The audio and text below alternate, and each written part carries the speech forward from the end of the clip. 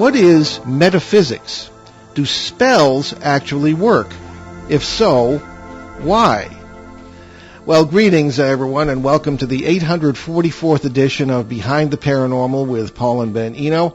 I'm not Ben. He's doing the producer thing right now, but he'll be back in a minute. And those vexing questions have to do with a very interesting guest we have today. It's a rare appearance by a psychic, so we can tackle some deep questions. And we welcome your calls today. It's 401-766-1240 from anywhere, or email paul@behindtheparanormal.com, or contact us by Facebook, Twitter, or Instagram.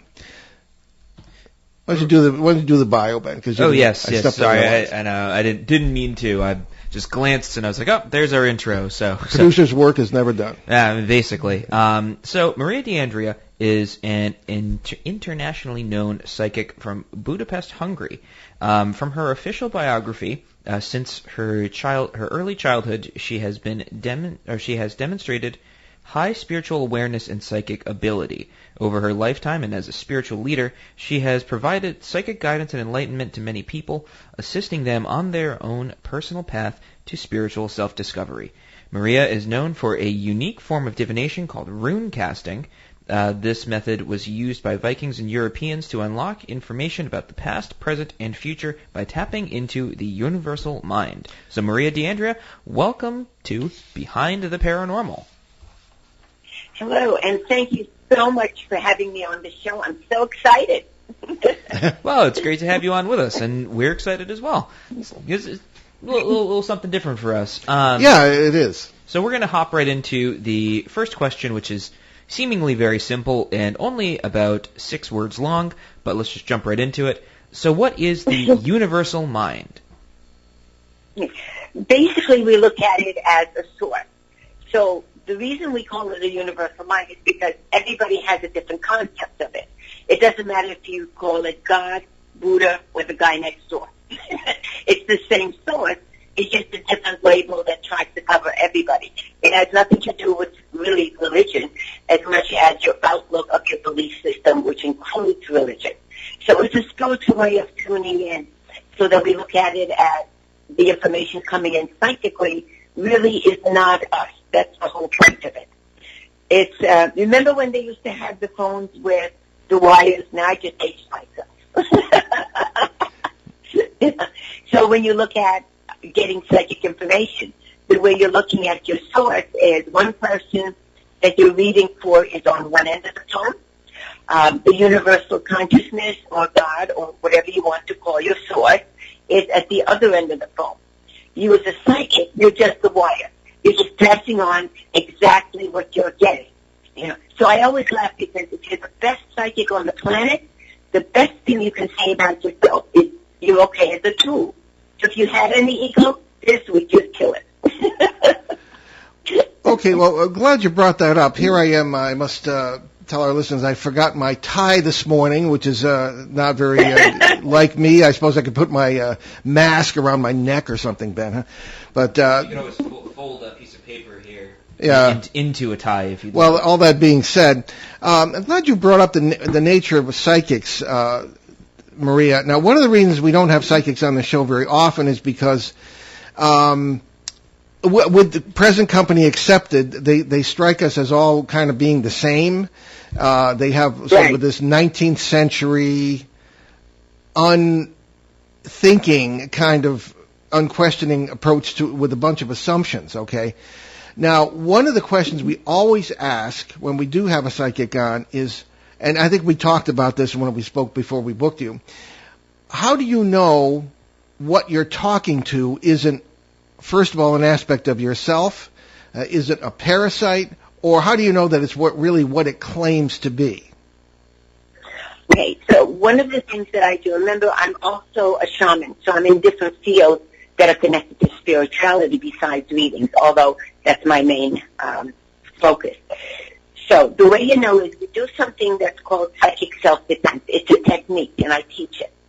So what that does is it makes sure that you're only tuning into positive. Nothing negative can get around you. Now, the reason for that is this. First of all, if you're tuning into a different source and it happens to be negative, you can actually get hurt because, as you know, everything everything is energy. It's positive, negative, everything is energy. And energy is neutral. So if it's raining, as an example, on a farm that has a drought, it's positive.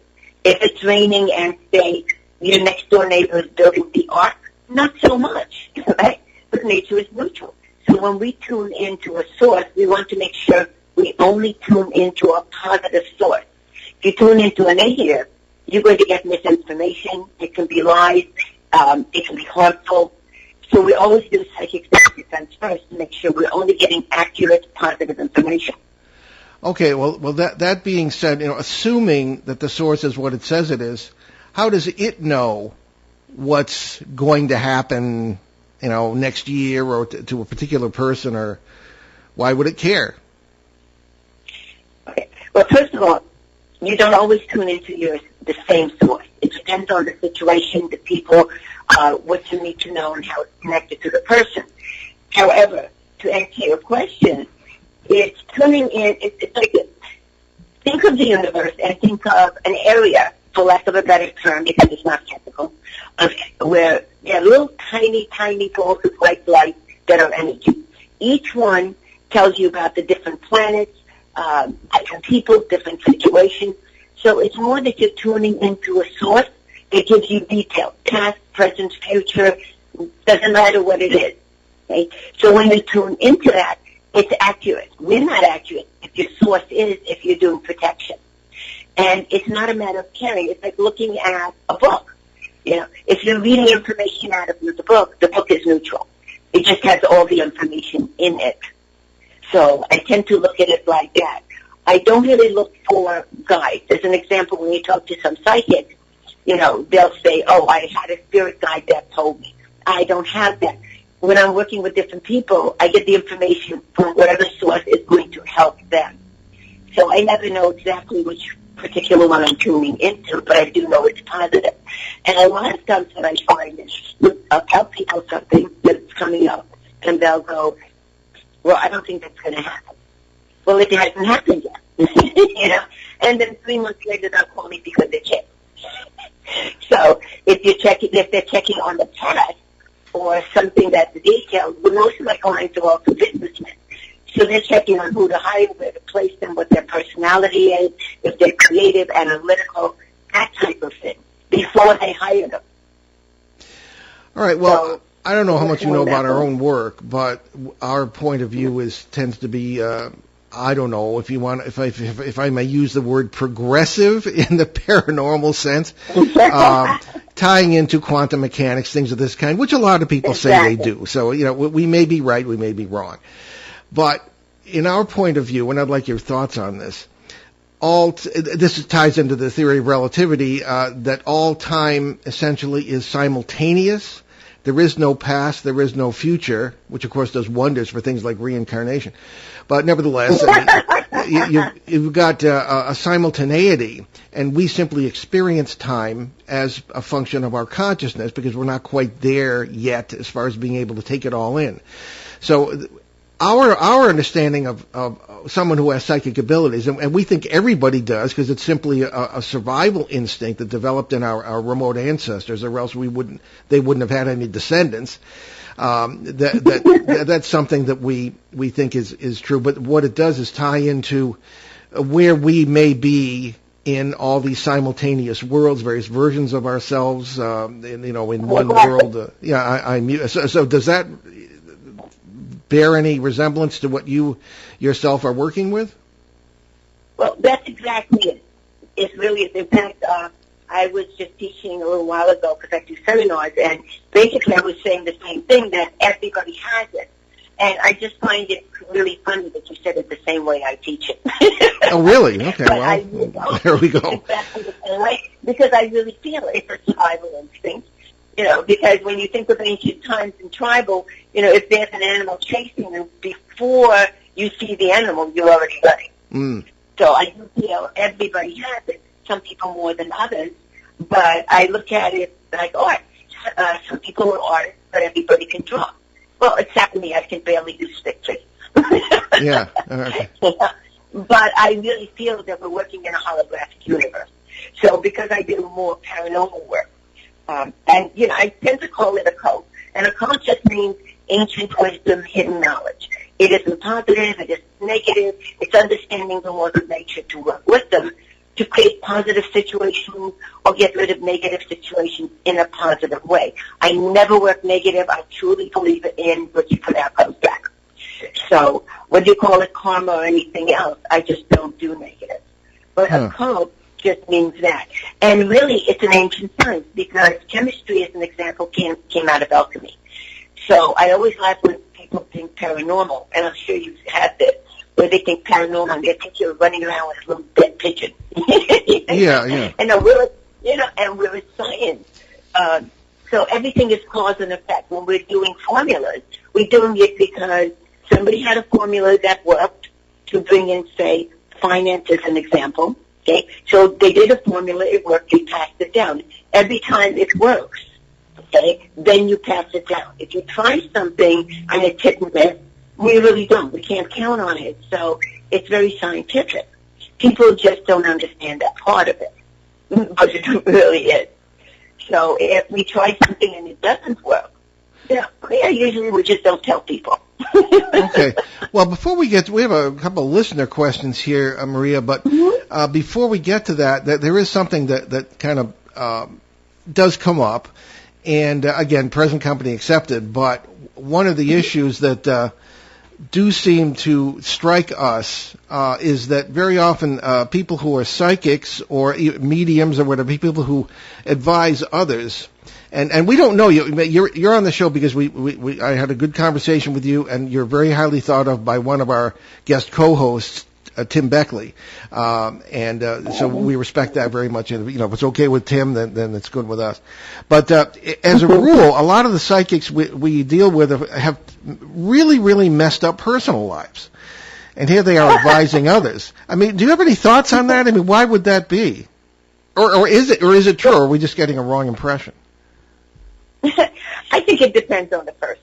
Yeah. I find, just as an example, what I've been doing full-time professionally since I'm 16 is psychic and metaphysical work, paranormal, whatever you would like to call it. I have never, and I just find it amazing, I have never ever in my life not made a vow. Not ever. Money will just come in. And a lot of it is because I use the formula. However, it doesn't mean you don't have any problems in your life, because after all, we're human, and a lot of issues in our lives are free will. But if you're actually using your knowledge, and you know how it is, the more knowledge, the better. If you're actually using that, you can avoid some situations. The ones you can't, you can improve, you can work on it, you can make it better.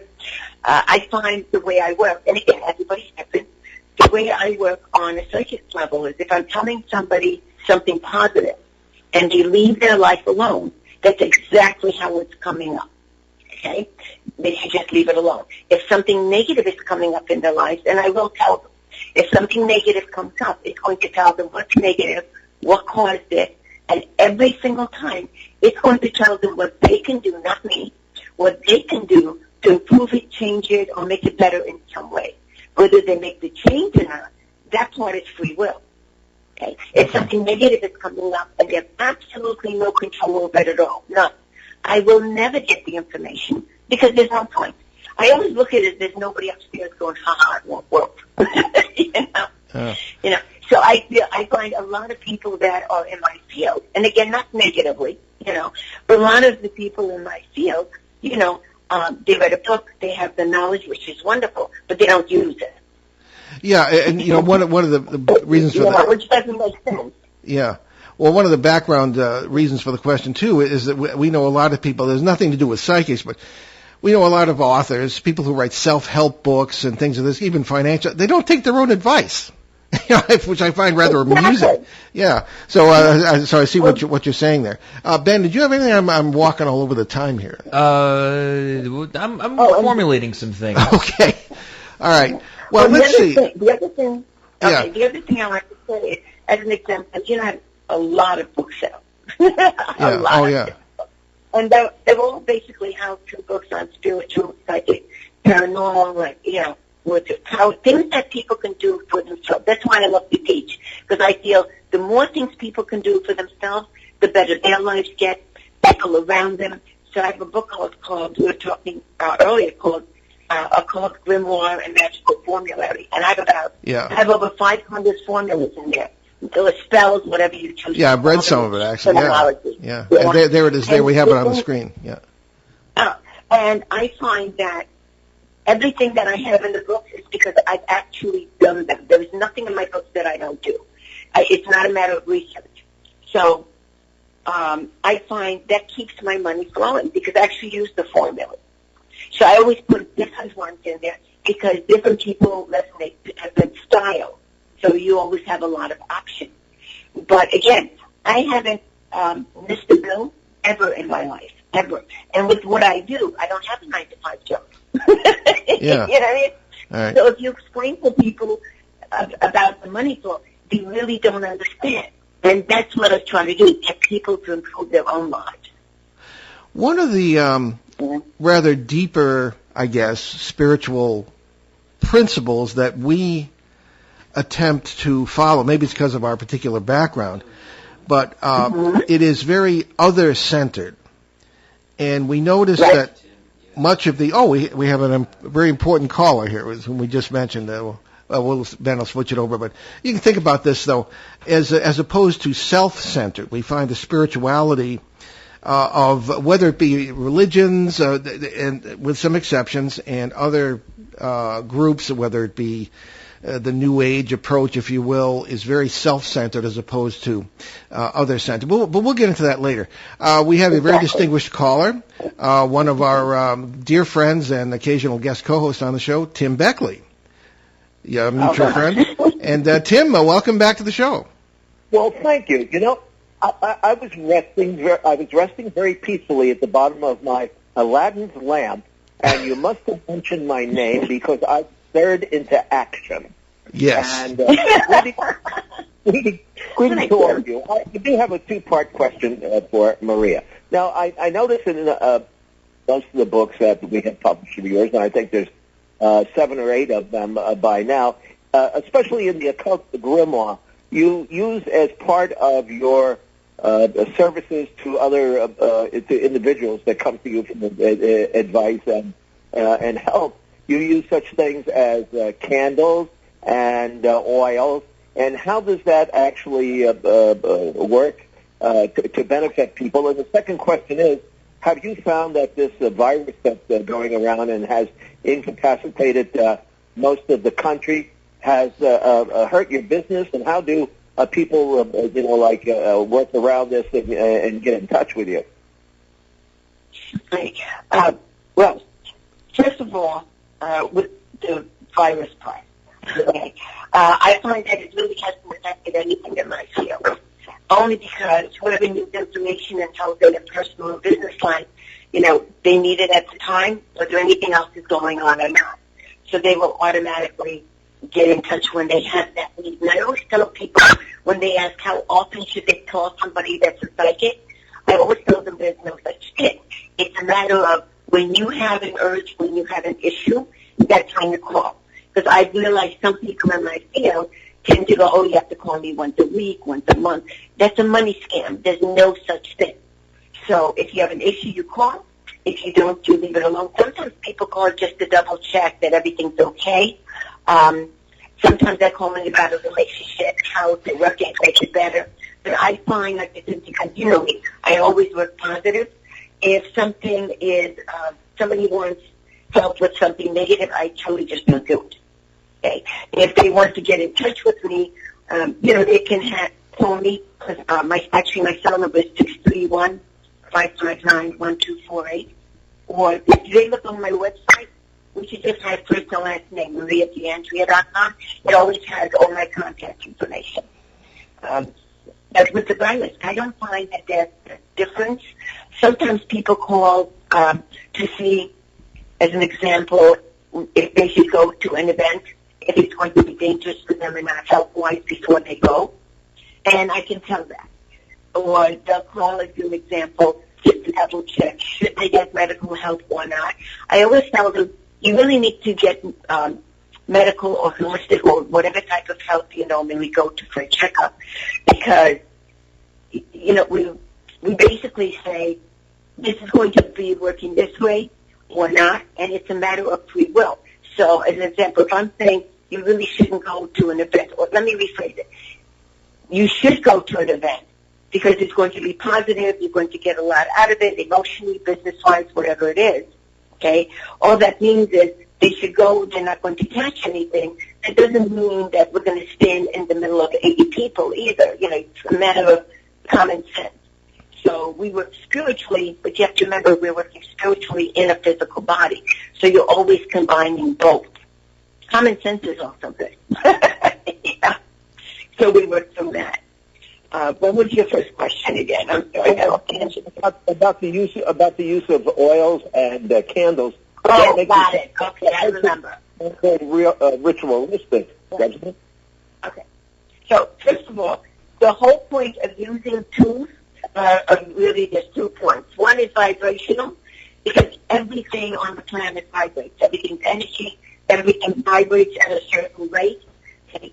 So what we're working is, as an example, you know, our bodies are made up of water, a lot of water, right?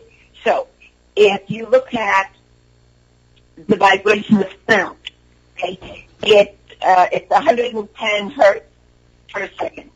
Okay, so now if you're working with music as an example, okay, it's going to affect your body in a lot of different ways. Now, if you're looking at candles or oils or anything along that level, what happens is everything has a vibration. They have their own vibration depending on what they're made of, color, even gemstones. Every time you look at a stone, even something on the street, it has its own vibration. So what you're doing is you're combining the vibration with your intent. Intent is very important because it's focused. And a lot of times people use rituals to help them keep that intent and to stay focused on whatever their objective is. Okay, I do tell people, though, anything that they do, and I used to put in my book, anything they do, we only do positive because you don't want something negative coming back on you. And the whole point is to improve your life spiritually, physically, financially, emotionally, mentally. It's to improve your own life and also to help other people. Because the better you do, the more people you can help. You know, if somebody's starving on the street and you're broke, you're not going to be able to help them. Or if your friend needs a ride to work so they don't lose the job and you don't have enough money to buy your own car, you can't help the friend. So you want to improve your life and then you can help more people. And help people along the way. But it's intent and vibration. Okay. That, in a way, gets into the self-centered versus other-centered question a little bit. What we will get into that a little further. Tim, anything else for Maria? Well, no, but I would just say to the three of you that do stay safe. And I do know Maria, living in Long Island, she lives in the town that I think is the worst case scenario as far as the virus goes in New York State. So everybody wear your mask, wash your hands, and read a good book, which would either be a book by Paul Eno or by Tim Beckley or Maria D&rsquo. Well, thank you very much, Tim, for that. On that note, we'll be in touch off the air. We got to get you back on the show soon. Yes, indeed. Okay, Paul, notice I mentioned you first. All right. Is it? Got to give honor where honor's due, I suppose. Yeah. Have a great day. Everybody. Thank you, Tim. Okay. Thank you for that, Maria. Great guy. We're going to go to a question from, I think, certainly one of our most faithful listeners in the world, Peter from Bogota, Colombia. Ah, yes. Wouldn't be complete without a question from Peter. He's indispensable. So he has a two-part question. So we'll start with one, and he's such a gracious question asker that he actually breaks it up into ones and twos. So Peter writes to us, I understand you practice rune casting. Can you please explain that? Runes are alleged to have magical powers. Have you experienced this? Well, first of all, definitely experienced it. Runes, and I'm from Europe. I'm a shaman to Hungary. I'm Hungarian. And also I'm an interfaith minister, so there's never conflict between anything spiritual, psychic, paranormal.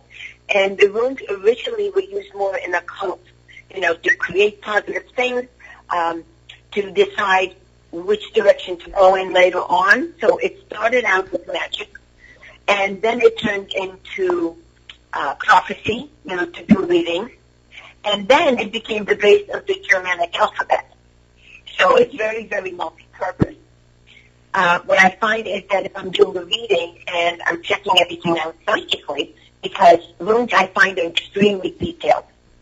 And I find when I'm checking something out psychically, a lot of times with the runes, it will give you metaphysical ways to improve the situation rather than to just say, this is going to work or this is not going to work and why. So it will give you things a lot of times to do, to improve, and or to avoid or to fix. Where I find if I'm doing a different form of divination, it doesn't always tell me exactly what they can do to improve it. So I tend to look at, I can basically read anything. Too many years. It's all it means is too many years doing this. However, I like the details personally. Okay. Is there another question, man? There is indeed, and the question is, have you ever had any really weird paranormal experiences, and can you share some? Oh, tons. I've been doing this all my life. There are a list. Okay, let me think of one. Okay, I'll give you one. This is fun. This is actually a little bit funny. I do out-of-body work, well, of course, a lot of us do, and I teach all that. And the first time I went out-of-body was an accident. I was working very, very intensely on doing readings consistently and paranormal work and dealing with spirits, the norm in our business, right? And what happened was, accidentally, I went out of body. So when I went out of body, people always look at it as when you're looking at planets, how, the planets are, how can I say, vibrational, right? So you're going to see different vibrations, different colors, different situations. So now I'm out of body, and I'm looking at some of the planets, and I realized that I also saw it's like looking at a row of monks, for lack of a better term. There's a row of cloaked figures walking from like right to left, and there's like lines and lines. It looked like it was unending. So, me being who I am, I wanted to move closer to see who they are. And you get this feeling of warning, like you really shouldn't move closer. So it's really gives you a feeling of not here, but close to it. It's just letting you know, don't come closer. And again, being who I am, I tried to move closer. Yeah, that would be me, too. So I tried, because now I'm curious. I want to know who these people are, or whatever they are. And I moved a little bit closer, and I got a stronger warning. So the next time, and again, I tend to ignore that. So when I went to move closer, I realized all of a sudden I didn't know who I was, what I was, where I was. When I looked around, all I saw was gray. You feel like you're standing on the floor, but obviously you don't have one. So everything's just gray around you. And I thought, okay, now I don't know anything. And I'm thinking to myself, okay, I don't know who I am. I don't know what I am, which was scary. And I thought, okay, let me do this. If I look down, I will see my body, and I will know who I am. And I looked down. There was nothing there, and it panicked me, and I snapped right back to my body. That was my first time. So I waited a while before I ever tried that again. Okay. Well, on that note, we're going to take we're going to take our bottom of the hour break. You're listening to Behind the Paranormal with Paul and Ben Eno on WOON 1240 AM and 99.5 FM in New England's beautiful Blackstone River Valley. And our amazing guest, Maria D&rsquo, will be right back.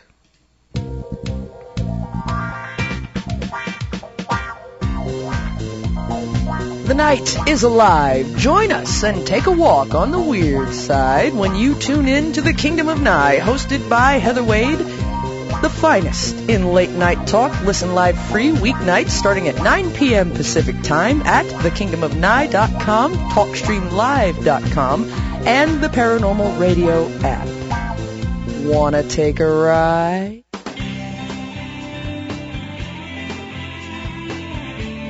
Get down to brass tacks at home with me, Bob Vila, and my tip of the day every day right here.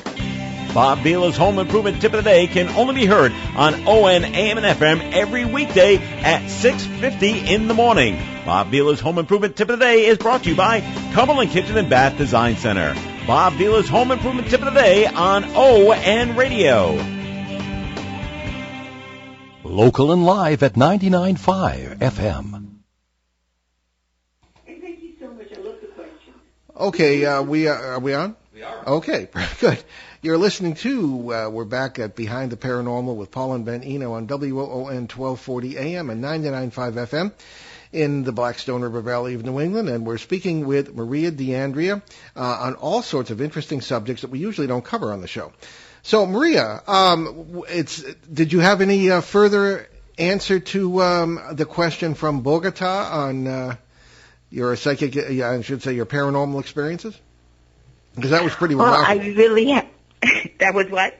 Pretty remarkable. Actually sounded like something of a Zen experience, what they call the don't know mind, something that we rely on a lot for our own spirituality. So. Well, I find I have, the experiences, first of all, I know some of them sound strange. However, I've always been psychic and I grew up with this, so to me they're normal. Yeah. Before we get into anything else here, I can't help but ask this. There's been increasing interest in what we call the flashing nexus. This is something that I kind of ran into totally unexpectedly in the early 1970s, and I just had never heard of anything like it before. And it's the shifting of consciousness and the first people I heard about it from were had been on an operating table, and one of them had not even gone into anesthesia yet, and all of a sudden he was the doctor, or he was one of the nurses, or he was someone driving by in a car outside the hospital. And I'd never heard of anything like that before. And some of what you say sounds almost like something like the flashing nexus. Okay. Sometimes, I find I haven't had that exact experience unless I do it consciously. Yeah. Okay, so I do it consciously. But basically what that is, it's a link or connection where you can have guidance that you receive, usually from your higher self, or connecting to somebody else. So it's more of a dimensional shift. As an example, this might be a little bit helpful.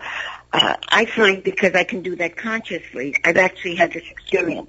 Years ago, I was hiking because, very active, and that's good. I was hiking in the Catskills, and I was by myself, and I ran across a deer. So I'm looking at the deer. The deer standing there looking at me, because they can tell that you're not a threat. Animals can sense that. Pets, animals, they can sense it. So we're looking at each other for a little while, and all of a sudden I felt like I was in the body of the deer, looking out at the forest and the scenery and just be feeling very, very calm. And what actually surprised me, more than shifting into the animal, it was more that when I was looking out through its eyes, everything was black, white, gray, different shades of gray. There wasn't any color, and honestly, I would have expected color. So it's funny how some of those things happen. And then, after a while, it just came back to me. It kind of looked at me and it went away. Yeah, interesting. Yeah. Okay. So we can shift into something consciously, but we only do that if it's okay with the animal, as an example. We don't do anything invasive. That's negative. Yeah, right. Does Peter have another question, Ben, or was that? Okay. All right. Let's talk a little bit about metaphysics. Maria. Now, my degree is in philosophy, so we studied something about metaphysics, and the ancient Greeks had done that. And it's essentially the branch of philosophy that examines the fundamental nature of what things really are. And the term metaphysics comes up in your work, and could you talk about that a little? Okay. Well, I tend to look at metaphysics as a science where you're investigating cause, existence, knowledge. So I tend to look at it as a science. Again, that's more from our European background, probably. Yeah. But metaphysics, I tend to look at it as it's a tool. So it's a way for us to improve lives. And I always feel the whole focus of spirituality is to raise yourself to a higher vibration and to be able to help people. I don't know why people forget we're supposed to be helping each other. Right. So anytime you can help somebody else, that's what you're supposed to be doing. Your first priority should be other people. Okay, that's why, and it's really fun. That's why I write books and I do seminars, because I want people to do things for themselves. And I've actually had people in my field get very upset with me because I'm teaching real information, so they're saying, well, then they're not going to need us. The point is for them not to need us. Yeah. You know? The point is for everybody to have a better life. And whoever we can help is going to come to us. Whoever we can't help, we should leave them alone. I hate when people are trying to convert people. Doesn't matter if it's a concept, a thought, a religion, a belief system. You know, whatever everybody believes, or whatever they're doing, that's what's right for their path. You know, so really, we should leave them alone. Okay. One thing we wanted to talk... Oh, I'm sorry, go ahead. Now, saying metaphysics, I really feel is a very ancient science. They keep changing the word on me. Now it's metaphysics. But basically, it's cause and effect. Huh. All right. And Another thing understanding nature, of course. Wanted to get your thoughts on, too, was the use of, the integration of magical thinking, or metaphysical thinking, if you want to use that term, into modern life. Now, and those are fighting words for some people because people think there's not enough critical thinking, or sometimes not enough thinking at all going on in our society. What say you on that? How would magical thinking, in the sense of metaphysical, looking beyond the day-to-day, knock on wood reality, such as it is, how would that be? Well, I think we should first define what magical thinking is. Very true, Ben. So what is magical thinking? You asking me or asking Maria? It's a general question for the floor. Okay. Maria? Okay. Magical thinking means that we understand nature enough to know that we can work with it to create things. So we're not looking at it as this is exactly what's going on. We have no choice. We can't change it. We can't move on it. We look at it as more of a flow of flexibility and intent and free will. But I really feel that we're always working on both realities. We're working with magic and we're working with mundane. So you have to work on an intellectual level and look at, okay, this is what's really going on in my life. This is where I would like to be in the future. And then on the magical level, you can say, okay, what direction do I use or what formula do I use to get me there? So I always think it's a combination. Yeah, I kind of like that. So it'll be a unified approach to thinking. Yes. Yeah, okay. Because I really feel you need both. Your spirit, but you're living in a physical body. We're meant to use both. So anytime you use only one, it isn't negative or positive because that's your path, but it's more limiting. Ben, any thoughts on it? Yes. So what is the difference between, let's say, prayer and meditation and magic? Or is there a difference? There's a difference. They're all correlated, so you really should be doing meditation and. So the difference is this. When you're doing prayer is a request. Okay. So say you're doing prayer to, whoever your belief system calls for. And it's a matter of either it will be answered or not. And the way I look at it is this.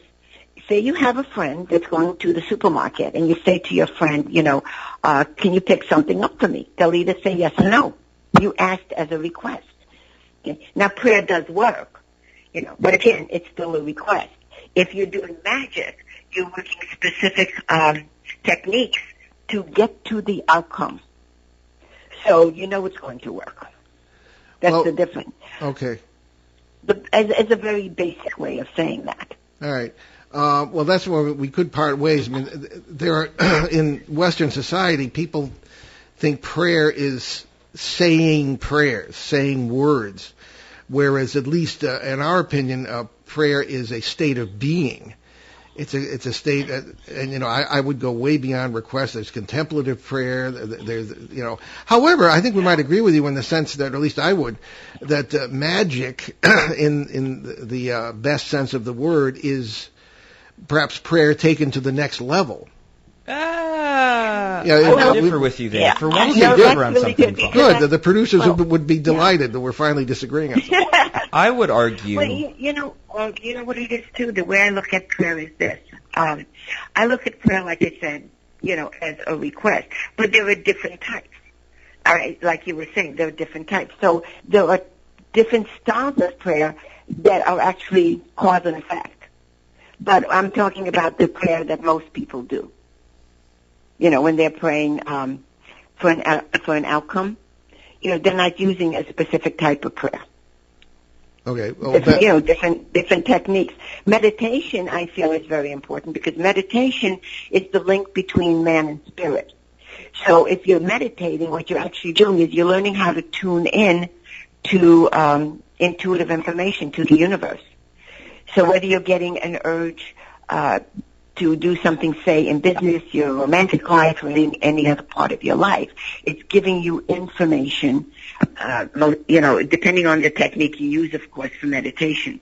So there's two types. There's the meditation for information, where it's getting guidance, and a lot of it really is just opening up your subconscious mind and your higher self. It's not always tuning into a source. The other type of meditation is guided meditation, where somebody with knowledge will pick a point with you, such as, whatever outcome you want, such as getting ahead in business or in your personal life. And what they're going to do is they're going to create a meditation that fits that. So they will talk you through the meditation so you can visualize it and focus on it and place your intent out there. all right. So there's really two types. But Ben, you were going to comment on magic versus prayer. Yes. Sure thing, right? So I have to rewind a little bit. Okie doke. So, right, you have this sort of idea of magic, right? And it's old school, whatever, cool, great. The sort of the goal. Oh, God, I have to rewire my brain real quick. Maybe we should switch define gears. magic. Right. Well, we already kind of did. We already kind of Yeah. defined magic as you do A and B and you will get C, and but with prayer, as if we're going to go with it as a request, which in a lot of modern senses that's pretty much what it is. I think it's the idea of understanding ourselves ontologically, right? So this goes far beyond understanding. The meaning of certain phrases. It comes down to how we live our lives in general, right? And how we sort of exist in the world. So the point of view that we are given here is that we are spirit and matter, that's it, right? Am I correct, Maria? Right. Okay. Mm-hmm. So if we're going with that, we're completely forgetting about not the intellect, but the mind. There's a very big distinction between the two, right? So the mind is how we deal with spiritual concepts. And the mind is also a separate entity in this equation. So in effect, instead of being a two-dimensional being, we're a three-dimensional being in a metaphysical sense. And when we're talking about metaphysics, we're going with the old school Greek meaning of beyond the physics. When the physics ends, what is there?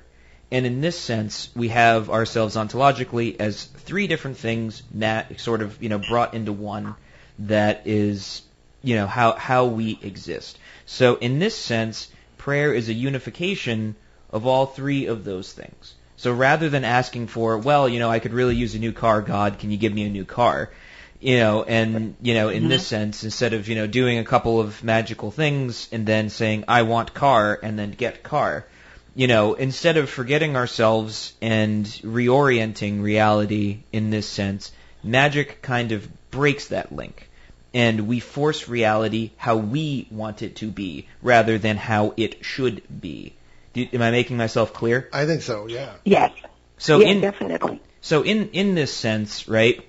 So magic is very, very different from prayer in that sense. Rather than a forgetting of self and moving beyond, in my opinion, this is a reinforcing of self, and it is a reinforcing of I'm going to make reality how I want it to be. And it's very, very much materially focused rather than extra material. Make sense? Yeah. Maria? Right. Well, I find, first of all, when you're focused on an outcome, it could be emotional, intellectual, physical, in the mundane world. However, I also feel, getting back to prayer a little bit, and the metaphysics combined, they're all words of power. So if you're using power words and you put that into a prayer, you're going to have a different result than doing prayer in general and just saying, God, I need help in this area. Okay, and now that doesn't mean prayers are not answered. I think prayers are a powerful tool. But I think if you add in words of power, where you're really focused on your intent when you're doing prayer, I think your result is going to be a little bit different than just vaguely asking, the universe or whoever you believe in to help you. All right. Because, we really are working emotionally, physically, mentally, all different levels, and we're in so many different realms at the same time. Yeah, if you go back to the holographic universe, we're doing everything at the same time and with not necessarily the same result. Well, then here's the final question that I would have for you. Mm-hmm. Why is magic always focused on the material world? It really isn't. It depends on the practitioner. Okay, so as an example, if you have somebody where all they're focused on is becoming, rich and buying a castle and, moving up on that level, that's going to be all their focus. If somebody is more focused on health, that's going to be their focus. I think the issue is that what you hear about the most are people trying to achieve material gain. Or if they're working on their emotional life. I know people where they're working on romantic connections to connect better. They're not always asking on a psychic level, as an example, I really need more money. They could be asking, they're in a great relationship, how can they keep it going? I used to work with the military for a while, and wonderful, wonderful gentlemen, by the way. A little crazy when they got together, but nice people, And all they really needed was somebody to track down, different situations, different locations, physical locations. So I was just tracking for them. So, they're not even going to be thinking about emotionally what they're doing, what direction they're going in. Everything is just based on that. If I have a businessman calling, he's only calling about business. Okay. If somebody is trying to get into a relationship, as an example, or have a better relationship with people or their health, then that's all they're asking about. So along that note, we cover all the different areas. Unfortunately, most of what you hear is more about material and finance. They don't seem to mention healing and the other areas that, it encompasses. I don't know why, because the whole point is to help everybody do better in everything. Yeah. Did you work with Project Stargate? No. Okay. I know you probably, it's a loaded question because I know there's a lot of stuff you can't talk about. Yeah, I was going to say, I would love to, but, I don't want to get into I've been there, done that, I haven't worked with Project Stargate, but, I've had a clearance. I realize how strict that is. I'd be calling you for bail money. Okay, no, I respect that. Very good. Okay. No, I have to laugh because I'm saying now you'd have to go and do the money spell so that you can get me out. Right, okay. Well, let's hope it doesn't come to that. No. One of the things that has come up a lot lately is the notion of spirits, in the sense of, most people think ghosts are spirits of dead people and all this business. But now we're not physicists. We work with some of the concepts, but we consult with people at times. But physicists, two of them at least, have told us that spirits in the classical 19th century sense of the word, disembodied people, are not possible under the laws of physics, at least in this particular world, and it might be possible in others. But how do you deal with it? Do you ever get the impression that you're dealing with, I don't know how much you deal with, this kind of humans, as they're called. I mean, I don't think that's what that is, but what are your impressions in that regard? Do you think it could be something more than just the remnants of people? It depends on the spirit, because ghosts and spirits, there are a lot of different types. So as an example, you have spirits that are basically remnants of vibration. So as an example, let me explain it this way. Say somebody passed away in a house, And it's more, say, memory, let me put it like that. So they passed away in the house, they moved on to whatever they had moved on to, but they had a traumatic death. Okay, so the vibration of that is going to stay in the house for a while. It's like watching a rerun of a movie. The spirit's not there. Did that make sense? Well, not really. No, I mean, Well, our experience let me, as well, ghost no, researchers... I'm saying that's one of. There's so many different types. Oh, Now, no, yeah, it makes sense as far as it goes, yeah. Right. Now, on the other hand, I find that when I speak to a spirit, especially, and it's not always somebody that passed away. Sometimes spirits are in a different realm that have never incarnated, okay? Or they're at a distance and they don't quite look like us, right? But they're different levels. On the other hand, when I speak to people that passed away, sometimes I see them, sometimes I hear them, sometimes it's both, sometimes I just know, and I find that I get very definite information. So, as an example, if they passed away and illness, and I always tell people, don't tell me ahead of time what you're going to ask in a reading. I do the reading first, and they can ask whatever they want at the end, because I want to make sure that they understand I'm not giving them an answer or reading triggered from their question. So the questions are only at the end. So I can tell them what the person looks like. I can tell them some traits so that they know I'm tuning into the person that they're looking for, that they're checking on, rather than, random. I love when people go, is every John in your life? No. Okay, how about a Joe? Eventually they're going to hit on somebody. You know what I mean? Yeah, so, I think so, yeah. Yeah, right.